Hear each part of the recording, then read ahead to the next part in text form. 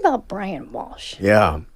He's a interesting character. Yes. I mean, not only for what he's being accused of here, what he's about to go on trial for, but even the legal issues he was having ahead of time. So, like you mentioned in the intro there, he was facing some very serious federal trouble, criminal charges that had him facing prison time, and still does, for selling fraudulent artwork, Andy Warhol paintings. And what's interesting about this case is that the prosecution has yet to make it entirely clear what they believe the motive is. We know this. Sure. We talk about this all the time. They don't have to prove motive, but I think it's important in these cases. Absolutely.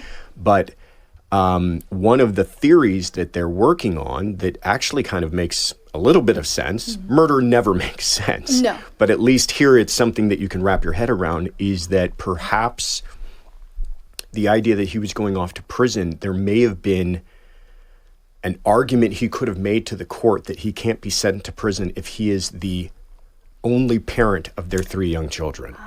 And that and his money issues attendant to everything that was going on with the fraud may have been part of the reason why he decided to take his wife's life, allegedly. But putting that all aside, since then we've got a no-body case. There's absolutely no evidence of where her remains are. There's evidence that he was disposing of items at different places around the Boston area. Then there's the Google searches on his son's tablet. Just a lot of all of those really interesting elements to make for a fascinating trial. For sure. Was there any evidence that his wife was having an affair around the time of her murder? Yeah, that's another kind of working motive theory with the prosecution, is that he had become aware of and had maybe even hired investigators to look into whether or not his wife was involved in an affair. It's interesting, too, I think, the timing of when they believe the murder took place is it's right after New Year's Day or right on New Year's Day. Right. She's last seen January 1st, 2023. Correct. They had a cocktail party for New Year's that evening, and that's the last time anybody saw her. So she's not reported missing by him, which is first red flag. Right. She's reported days missing. Later. Right. Days later by her job. They lived in Cohasset in Massachusetts, but she actually worked in D.C. And when she doesn't show up to work, like you said, several days later, they're the ones who first report her missing. And at that time, by when investigators roll out to his house on a missing person case, by the way, they start to notice some suspicious things. For instance, his vehicle looked like it had been recently cleaned, and then they began their investigation. Right. And didn't they find blood in the basement and maybe some tools? I think there was, early in their investigation, they had found some tools that they felt like could have been involved in the disposal of a body.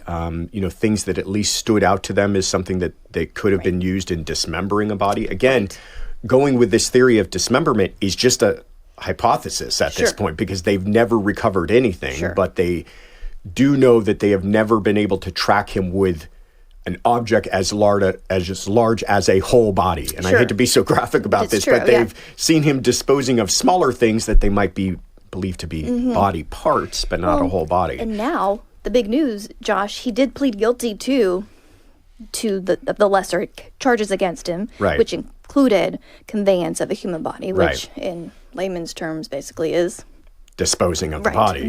Which probably, like you said, was in pieces. It's hard to talk about this, but the way that he was discarding in multiple locations. Yeah. And that is, of all the fascinating things in this, from my perspective as a lawyer, that's the most fascinating. Is this 11th hour plea to 2 out of the 3 charges, but not the big charge. This is a murder case. Make that make sense. Yeah, right.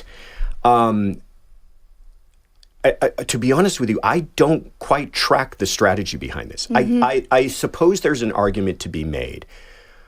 And I think this gives us a preview as to what what their defense is going to be. And I actually think it might even be forecasting that he's going to take the stand himself.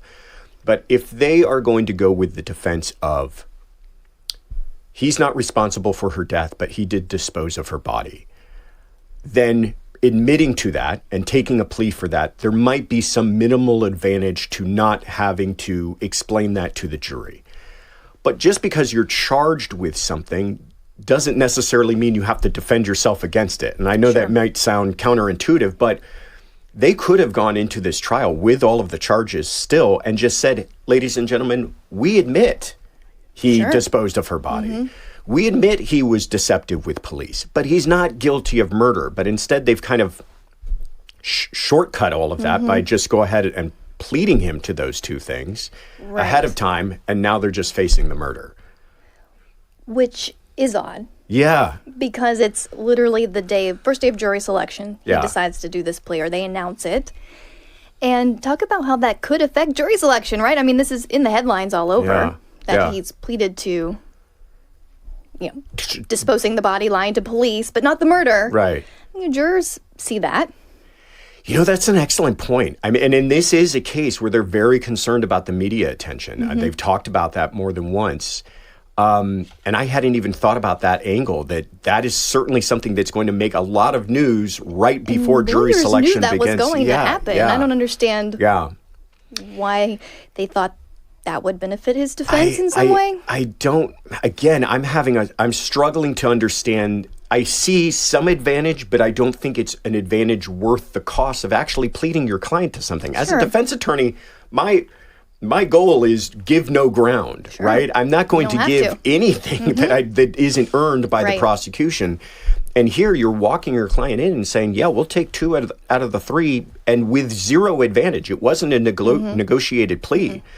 So the prosecution actually objected to it. So I'm still struggling. They wanted to tie in the murder charge. Of course they wanted to tie in the murder charge. There's been some people who say, well, maybe this will prevent the prosecution from making certain arguments or from bringing in certain evidence. How will this affect the trial? I don't think much at all, because here's the question. It always comes down to an issue of relevance. Let's use the Alec Murdaugh case as an example. He was charged with a bunch of financial crimes, and then he was also charged with the murder of his wife and son. You could see an argument where, and now they separated those out before trial, but you could see an argument where they would have said, well, listen, we'll plead to the financial crimes, and we don't think those are therefore relevant, and we don't want you bringing up any of that at his murder trial. That makes a little bit of sense. Sure. Here, as long as there's still relevance to the underlying conduct of these crimes, it doesn't matter if he's pled to them or not. Right. Here's what I mean by that. If they believe, the prosecution's theory is that a guilty person goes about disposing of a body and leaving the body parts at different locations, that is the underlying conduct, and that's part of their theory, and they're allowed to prove that. So it doesn't matter if he pled to it or not. He doesn't get to play some 3D chess and foreclose them from making those arguments and presenting that evidence. Exactly. They can still put forth they're telling a story. Exactly. And putting forth the evidence. Only if he takes the stand can they say, hey, you pleaded guilty to this, right? Is that, they can't just, or can they? Well, I think they can say that he's already admitted this, and this. I think somehow it will come out that he admits he's done the underlying criminal conduct, right? Right. I admit I lied to police. I admit I disposed of her body. But to actually tell the jury, and aren't you in fact took a guilty plea and have been convicted of that, is something a little different. And it'll be interesting to see how the judge actually handles that, because there is an argument where you could say, well, listen, jurors might be more inclined to convict a person who's already been convicted of something. And so that might prejudice them in some way. But him admitting to conduct and the jury not being aware that he was actually charged with it and convicted for it might be something else. That is true. But this is so odd. You rarely see something like this. At the eve of the trial starting, to see someone. Why do you think he didn't tie in the murder, didn't go ahead and agree to plead to murdering his wife as well, whether it was first or second or for a lesser sentence? I mean, the first and most obvious answer is it's just far more exposure on the murder. I mean, he's looking at significant time. I think it's over 10 years for the crimes that he's already pled to. But murderers obviously could have a life exposure. So that's, I think, the first and kind of immediate reason for it. But I really do think that they feel they have an argument, and that their argument is she died of some means that he wasn't responsible for, and all that he's responsible for is not being honest with the police and not and disposing of her body. Mm-hmm. But as we're sitting here, the next question I'm sure you're going to ask is, well, then why did he do that? Who caused her death, and why did he do that? That's going to be a real interesting question they're going to have to answer for the jury. Opening could be like, it was an accident, and he panicked, and started and why getting panic? rid of just call the police, because maybe he was already in trouble with the Warhol paintings and that's on house a really good arrest theory. And on maybe he thought no one would believe him. Given his, that's a really interesting theory I had not actually thought of. My kind of inner bet with myself is that I think somehow he's going to tie in the children, that maybe he didn't want them to see her and find her body, and thought, I got to get rid of this. And there's no body, so this is that's advantage defense in this case. One of the few advantages for him in this case. Which begs the question, why don't you go all in? If it's a no-body case and they're going to have difficulty proving, they can't prove cause of death. Right. Why not just go in and say, it's on you guys to prove that how this murder took place and who was involved. But it wasn't me. And yet it's like he's given ground in order for him to make this argument, which is why I say the only reason to do that is if he's going to actually take the stand and say, this is what happened. Which I think is a good prediction. I'm with you on that. I think he will. He seems like that type of a person. Yeah. And he also just had a mental evaluation too, just like last week. And the judge ruled that he was competent to stand trial. That, if he was your client, it's his decision ultimately whether he testifies, but that's kind of a red flag, right? That he had to be submitted for such an evaluation. They're not dealing with someone who's well, that's for sure. Listen, anybody who commits this kind of a crime is not doing well. He's obviously had legal troubles before all of this. But he was attacked in custody. There's no signs that it had anything to do with this. He was just attacked by another inmate. And they're saying that his kind of post-traumatic stress or dealing with the physical attack has caused him to be unable to assist in his own defense. That's a real difficult argument to make. Right. Especially with someone who appears to be well. We saw him take the plea in court the other day, and he's answering every question coming out of the judge's mouth. So he certainly meets that very low threshold. That was an interesting little wrinkle that we thought was going to be the last interesting wrinkle before we got this plea. I don't think it will be the last one for this case so far. The trajectory it's going. In fact, they have jury selection again today. The trial is expected to start December 1st. But if you were representing Brian Walshe, and what would you be looking for in a juror that comes in voir dire? Yeah, wow, that's a great question. I think, especially now knowing that he's going to testify and that they're going to have a rather wild story to tell. And I think this is kind of a tried and true thinking for most defense cases, is you probably want somebody more inclined to conspiracy theories and a person a little suspicious and thinks there's kind of a bigger underlying story. I think that's what you're looking for. I think the thing you want to avoid more than anything are just kind of common sense folks, because end of the day, this is a very common sense case. It's, he's the last one with her. Yeah. He doesn't report her missing. He's doing a bunch of odd suspicious behavior. He goes to, was it the Home Depot the very next day? He buys $400+ worth of. Yeah. It's like who checked him out at the store and didn't think, this looks like a kit for a crime scene. Really makes you wonder next time you're in line and you see the person in line ahead of you buying a bunch of cleaning products. We're always thinking like this. I'm always like on alert when I'm out and about. Right. But wow, he really. But maybe that also goes to his defense, though, Josh, that he was panicking and he made stupid decisions. Yeah. He was just trying to. Listen. The idea of a person panicking is understandable. And I don't think they're going to have difficulty explaining that to jurors. But it's why panic that is the real issue here. You make an excellent argument. He thought for sure they would pin this murder on him. Okay, that I actually can kind of wrap my head around that one. My kind of theory about the kids somehow, I just feel like that brings an emotional element to the whole thing. But whatever it is, they're going to have a real difficult sell on their hands because most jurors like you and I are going to go, it's your wife. Call 911. Absolutely. If it was an accident or it was self-harm or somebody else was involved, I'd be on the phone immediately. I need help, not I need cleaning supplies. And spend hundreds of dollars buying it and Right. cleaning and then leaving evidence behind. And then I think the other part why we're seeing all of this and what we haven't talked about is the Google searches. That's it's the what I only want to way, talk about because that was really the immediate what the investigators initially found and said, okay, this is our guy.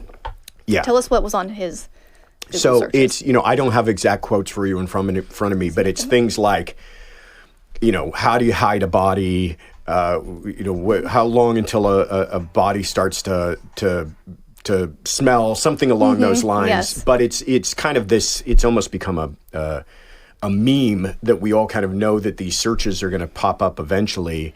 But Doesn't he try to blame it on his 6-year-old? Or the searches were done on the like searches the were done 6-year-old iPad? on his Yes, kid's iPad. yes. So I don't know if he's trying to blame him, but there might be an argument. It's not my iPad. Good luck with that A one. 6-year-old who's Googling how to dismember a body. Right. I think what it probably came down, because they litigated on that heavily. Right. They were trying to keep that out, saying that went beyond the scope of his consent that he gave for the search. Realizing those were all going to come in, a very realistic scenario I can imagine is him and his attorney sat down and they go, we got no explanation for this. So you're going to have to explain it. And the only way that you're going to be able to reasonably explain that is to say that you actually did dispose of her body. Because the searches, interestingly, don't talk about murder. There's nothing in there that says, what kind of poisons kill someone or how do I kill my wife? There's nothing that direct in there. So it's all about disposing of a body. Here's a couple of them, Josh. Dismemberment and best ways to dispose of a body. There you go. How long before a body starts to smell? Hacksaw, best tool to dismember. Jeez. Yeah, it's wild. But, as his lawyers, if you're sitting there looking at that, you're saying, well, listen, the worst that this admits is that you disposed of her body. So let's go ahead and admit that. Get that out of the way. Get that out of the way. Kind of take out the impact of that from the jurors. And then we have to provide an explanation as to why you did this. And so, to me, he's going to have to take the stand to do that. And I can't wait to hear his defense opening statement to see. Yeah. And, sometimes they have the strategy of not giving the opening at the beginning of a case and waiting until after the prosecution's case in chief ends. Is that something that they may want to do here, or do you think they need to get it out right at the beginning to frame what they're going to see? I think they need to get it out at the beginning because when you hear those, you do what you and I just did, and you immediately go, well, that person just killed someone. Right. So I think they need to say from the beginning, you're going to hear about these Google searches. And let me tell you right now, he admits he made them. He also admits he took his wife's, or he disposed of his wife's body. But, ladies and gentlemen, you will learn that he was not responsible for her death, because otherwise, if you wait till longer, they're going to be fully convinced of this story. Absolutely, they will be. Yeah. And, now that we're talking this out, I can see, I was really confused at first when I read about the plea, but now I really do see a direction this defense may be going. Yeah. And considering the evidence in the case, it's probably the best option they had. They don't have many Right. when it comes to those Google searches. They're not left with much because there's I think, an innocent explanation for why you would make those searches during the time period where your wife has gone missing. Not a lot of people are going to buy that. No, absolutely not. Well, we shall see. Again, jury selection is underway. Trial is set to begin December 1st. I think we talked about defense jurors, but I think you also answered what prosecutors are going to be looking for. Common sense people. Yeah. Yeah. They want people who are like you and I have an immediate gut reaction to that. Yeah. And see this case for what it is. But we shall see. We're going to keep everyone updated as it unfolds. I'm fascinated. Josh, thank you for your insights. on Absolutely. Brian Walshe, and we will catch up with you next time. Sounds great. Thanks for having me.